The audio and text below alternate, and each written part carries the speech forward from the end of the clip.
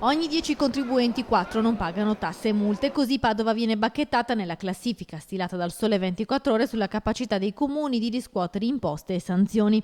La Città del Santo scivola all'85esima posizione dopo Siracusa e Cagliari tra le peggiori del Veneto. Un tema spinoso, quello delle mancate riscossioni, perché incidono sul bilancio dell'amministrazione. Molte delle multe non pagate in passato non erano nemmeno iscritte nel capitolo di bilancio, spiega il sindaco Bitonci, che puntualizza. Da quest'anno e quindi nel bilancio che approveremo non ci saranno più residui di questa natura, però in realtà in passato molte sanzioni, sia multe quindi di tipo automobilistico che altri tipi di sanzioni e anche pagamenti di tributi hanno avuto una percentuale di riscossione direi molto bassa, perché il Comune si è affidato per la maggiore Equitalia. Dal 1° gennaio le amministrazioni comunali sono tenute ad accantonare in bilancio una quantità di risorse che dipende proprio dalle mancate riscossioni di tributi e tariffe. Per Padova quest'anno sarebbero circa 2 milioni di euro. Io penso che se si riesce a introdurre dei meccanismi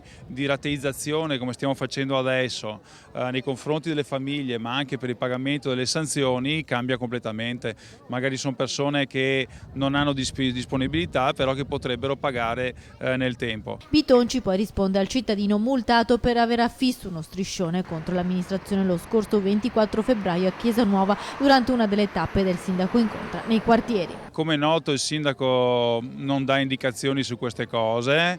Io penso che la Polizia Municipale debba operare in autonomia